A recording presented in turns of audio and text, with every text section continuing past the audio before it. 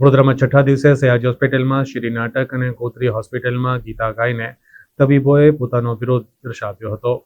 વડોદરા શહેર જિલ્લામાં 2500 ડોક્ટરો હડતાલ પર છે. રેસિડેન્ટ ડોક્ટરોની હડતાલને લઈને સયાજી હોસ્પિટલમાં આવતા હજારો દર્દીઓ પરેશાની ભોગવી રહ્યા છે.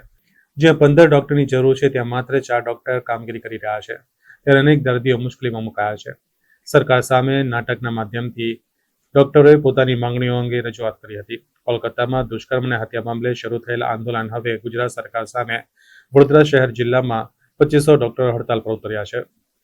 સુરક્ષાના નાટક કરતી સરકાર સામે નાટક ભજવી અનેક વિરોધ કરવામાં આવી રહ્યા છે. વધુમાં જણાવવામાં આવ્યું હતું કે આજે લોકજાગૃતિના ભાગરૂપે નાટક રજૂ કરી રહ્યા છે. જો તબીબી કક્ષાના વ્યક્તિઓને પોતાની માંગણીને લઈને લડત ચલાવવી પડતી હોય તો સામાન્ય વ્યક્તિની વાત ગુજરાત સરકાર કઈ રીતે સાંભળતી હશે.